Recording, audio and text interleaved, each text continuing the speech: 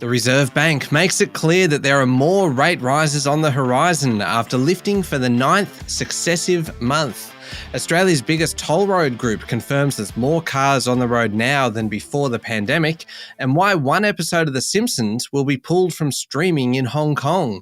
It's Wednesday, the 8th of February, 2023. Welcome to Fear and Greed, Australia's most popular business podcast. I'm Michael Thompson, and good morning, Sean Aylmer. Good morning, Michael. Massive show today. We've got to jump right into it. So much going on this morning. There is a lot, and definitely stick around for your interview with Gareth Aird, Head of Australian Economics at Commonwealth Bank. It's coming up after the show. Always fantastic to talk to him after the Reserve Bank meets. Yep, sure is, and he's very forthright in what he thinks. Absolutely, because that is the main story this morning. The Reserve Bank has made it clear that there are more interest rate hikes in the offing after lifting the official cash rate, Sean, for the 9th successive time. Yes, the official cash rate is now 3.35%. Less than a year ago, it was 0.1% with little prospect of rising. That means standard variable lending rates on home loans are in the 6 to 7% range. Now, another way of thinking about it, someone paying off a 25-year loan worth $750,000 is paying about $1,360 more per month than they were last April. Ouch. Governor Philip Lowe said the bank is committed to ensuring the current period of inflation is only temporary, meaning further increases in interest rates are needed in coming months. He said the central bank will be keeping a close watch on the global economy, household spending, and the outlook for inflation and labour markets. Sean, what about all this talk of last year's interest rate hikes only hitting households this year and the need for only one or two more rate hikes this cycle? Yes. Yeah, very good question. Now, look, it's clear that to the Reserve Bank, inflation is the worst of all economic evils, and that is what Dr. Lowe and his team want to sort out, even if it risks a recession. There is a chance of a recession, particularly as the full impact of last year's rate hikes kick in. And the fact that in the Reserve Bank's own numbers says it's in the high 800,000s, the number of people going from a fixed rate to a variable rate mortgage over the next couple of years. Now, yesterday, the governor said the path to achieving a soft landing remains a narrow one. Later this week, he'll provide more information on exactly how he thinks the economy is travelling, but certainly the mood changed yesterday. Now, Sean, if I was to summarise the general reaction to the increase yesterday, there wasn't much love for it. Well put. I think that's right. Now, let's start with investors. There was a fair spike in bond yields, which suggests fixed income investors think there are more rate rises on the way after yesterday's announcement. The Aussie dollar also rose against the US unit. Treasury Jim Chalmers said the government understood the pressure from rising interest rates and had a plan to deal with it, then blamed the previous government for causing everything. Australian Chamber of Commerce and Industry Chief Executive Andrew McKellar says he's concerned the rate rises will slow down economic activity. He also urged businesses not to overreact. The fear there is that business investment will diminish. We don't want that.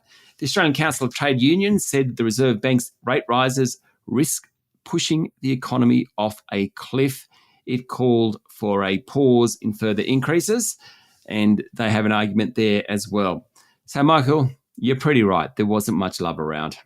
I do admire Treasurer Jim Chalmers for blaming the previous government. Is there a point at which a previous government can stop being blamed for things? Because we're approaching kind of 12 months, but 9 months on from the federal election. Is there a point at which you just have to go, you know what, this is the situation, we're going to deal with it from here?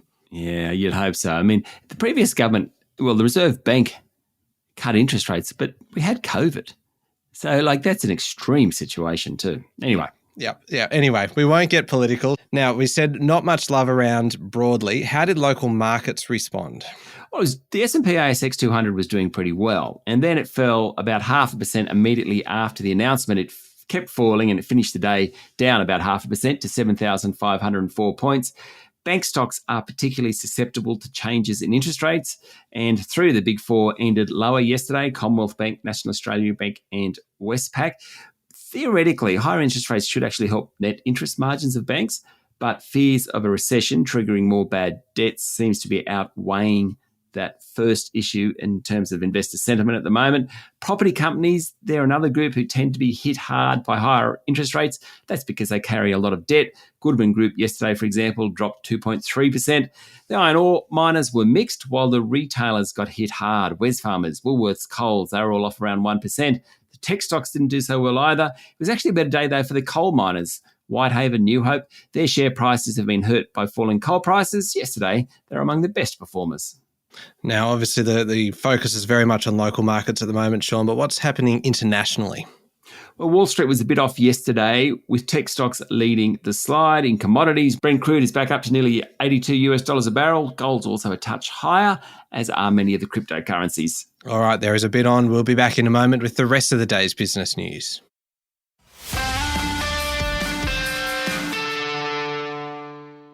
Sean, Macquarie Group has hinted at expanding via acquisition, saying it has plenty of cash on hand. About $12.5 billion is available, and it expects its full-year result to be better than last year.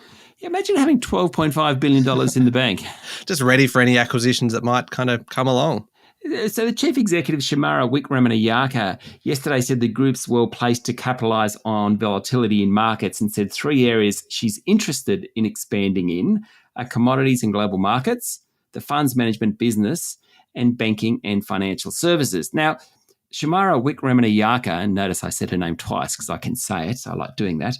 Shamara is a conservative banker. She doesn't say that sort of thing unless they're thinking about it. And in fact, yesterday there was speculation around that Macquarie could consider buying a smaller bank in Australia. Now, it's only speculation, I've got to emphasise that. But just the fact that the chief executive came out and talked about it just shows that they are on the lookout for acquisitions. Macquarie has become a powerhouse investment bank and certainly one of the most successful local companies on the world stage. While the deal making has come off a bit, or it did over the past 6 months, its commodity and energy businesses alongside rising interest rates means that after 3/4 of its financial year, it's on track to beat last year. Macquarie's share price finished the day up about 1%. Remember, that's in a weak market. Sean, Australia's biggest toll road operator, Transurban, needs a new CEO after boss Scott Charlton said he'll step down, having just delivered record first half earnings. Yeah, Scott Charlton sort of is synonymous with toll roads in Australia. He's just been around for a long time. And yesterday he called it time after 11 years in the job, saying he will see out this year, but it was time for change. Now, Transurban owns roads in Australia and North America. And Michael told something yesterday that we already knew. Traffic is back and tolls are up. Yeah. Good for shareholders, not so much for commuters, I got to say. No, I can't imagine there's too many people outside of shareholders that are happy to hear that. Yes. Now, the company said traffic flows are up 5.6% compared to 2019. So this is a 6-month period of 2022 compared to 3 years earlier, which of course was ahead of COVID. The rebound is more pronounced in Sydney rather than Melbourne. Now, overall, you put that into the Mixmaster, and earnings were more than 50% higher than a year earlier. The group also increased its dividend, but there are more traffic jams out there. I love it when you put things into the Mixmaster, Sean. You'd pick that up. Yeah, it's just such a fantastic image. You just kind of shoving toll roads into a Mixmaster. Yeah. It paints. You know what I would love to see? I would love to see someone do a cartoon of that. Like that you would see in the Financial Review or in the yes, in the Australian or the Sydney Morning Herald or the Age. Just Sean Aylmer feeding toll roads into a Mixmaster. Now, Sean, the other big news yesterday was Newmont's $24 billion bid for Newcrest Mining. The other large gold miner, touted as a potential bidder for Newcrest, ruled themselves out. Barrick Gold, which is second in terms of size behind Newmont, said it's unlikely to challenge the Newmont offer. Barrick Chief Executive Mark Bristow said a deal doesn't make sense right now, adding there is a difference between value merger acquisitions and getting bigger for the sake of getting bigger, according to Financial Review. I don't think that was a compliment somehow, Michael. No, I don't think so. It was quite funny. The other big North American gold miner with the scale to compete for Newcrest is Agnico Eagle, which owns Bendigo's Fosterville mine. Now, Agnico isn't saying anything at the moment. At the moment, it's acquiring part of Canada's Yamana Gold, so I suspect the timing would be tricky for that. Shareholders, of course, love having two parties bidding for their company, but at this point, it looks like only Newmont is bidding for Newcrest.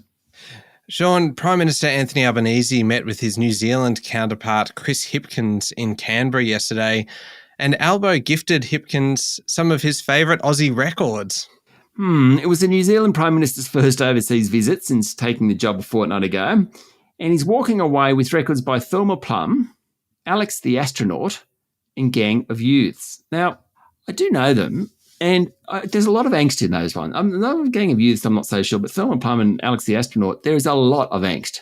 You know what you should do? I mean, we can claim the Bee Gees as Australian because of the amount of time they spent here growing up. You would just gift everyone a Bee Gees album, wouldn't you? Ooh. Michael, you are showing your horrendous taste in music here. Please move on, Sean. Well, there was a serious side to the meeting. The two leaders discussed climate and security cooperation. Hipkins said China will continue to be an important trading partner for New Zealand, but the Kiwis will stand up to Beijing when needed. Otherwise, in federal politics, the coalition said it will oppose the government's bill to set up the machinery for the voice referendum unless key amendments are supported by Parliament, seemingly further mudding the waters on that one. The Greens have said they will support the referendum, and Australia will give $10 million in humanitarian assistance to support people affected by the recent earthquakes in Turkey and Syria. Yeah, and more on that one in a moment. There was other economic news around yesterday as well, Sean. Apart from the rate rise, Bureau of Statistics figures show that Australia in 2022 recorded a fifth straight year of trade surpluses. That's right, and it could be getting better given Beijing and Canberra are talking to each other again, and China's dropped its zero-tolerance policy for COVID. Now, in December, the trade surplus came in at $12.2 billion. We've been running surpluses since January 2018. Incredible. Sales of iron ore, gas, coal, and other commodities have been the bedrock of that run of surpluses. And when we talk about the lucky country, we talk about it in many different aspects, but certainly economically, the fact that we have an abundance of resources means we really are a lucky country. And there's a bit of good news as well, Sean, from health insurers. They've delayed raising premiums after agreeing to a below inflation increase, making good on their promises not to profit from the pandemic. Actually, a couple of months ago, Jackie, my partner, said, I just got a check from her health insurer. It was like $260. I mean, many listeners may well have received checks in the mail in the last few months. You don't sort of get that from insurance companies very much, but basically the insurers have agreed to return surpluses over the past 6 months. During COVID, members made far fewer insurance claims, primarily because you just couldn't get access to treatment. And so the insurers had all this money. They said, we're not going to profit from it. So they've sent out checks and reduced premiums. Pretty cool, I reckon.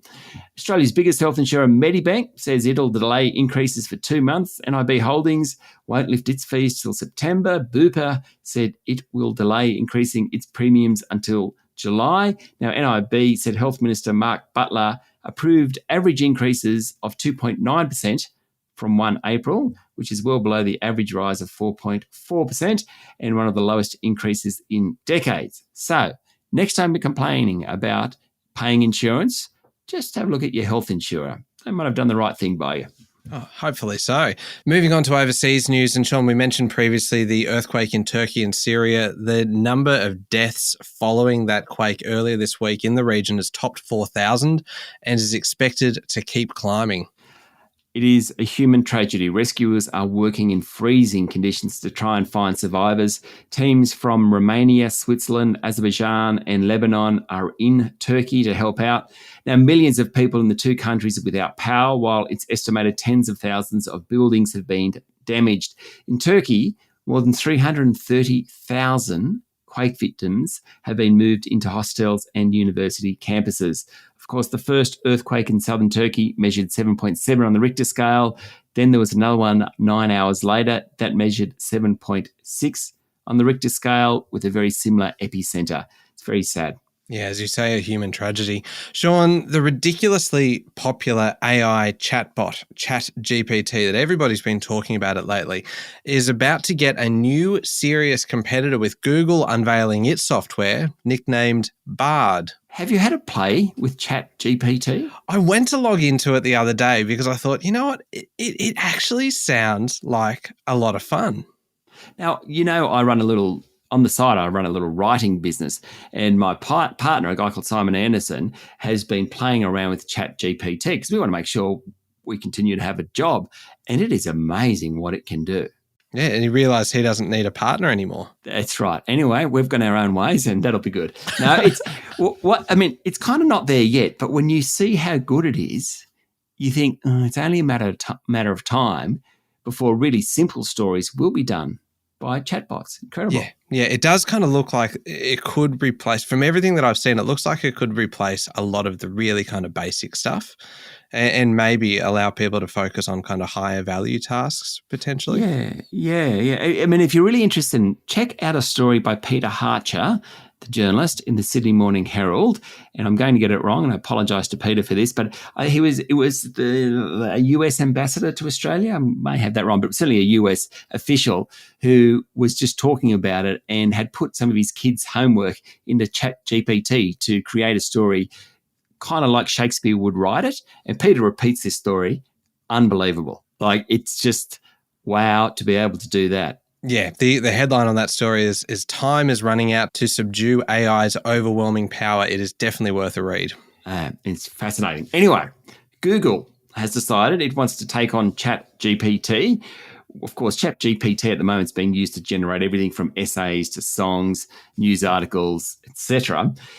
It was created by AI startup OpenAI. Now, it's received billions of dollars worth of investment from Microsoft. According to The Australian, Google has brought in founders Larry Page and Sergey Brin so as they can help refine the tech giant's AI strategy as the competition heats up. The Google boss described the tool as experimental conversational AI service.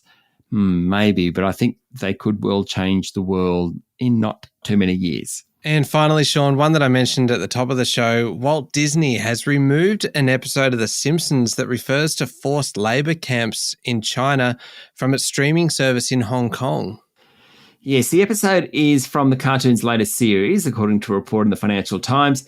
It's the second time Disney Plus has pulled an episode in the Asian Financial Centre because of sensitivities around China. Now, back in 2021, it cut an episode of The Simpsons that mentioned the 1989 Tiananmen Square crackdown.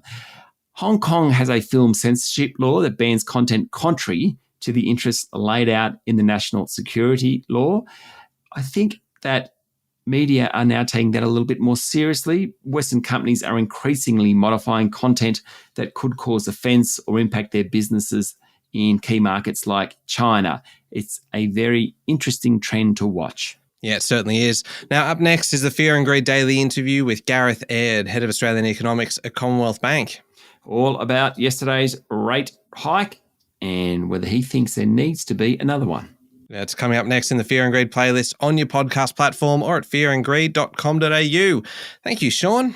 Thank you, Michael. It's Wednesday, the 8th of February, 2023. Make sure you're following the podcast. Join us online on LinkedIn, Instagram, Twitter, and Facebook. Don't forget to check out as well our sister podcast, How Do They Afford That? Today's episode is actually a great one for investors or for anyone that you know that might be looking to get into investing in shares. It's basically a 101 on how to do it. I'm Michael Thompson, and that was Fear and Greed. Have a great day.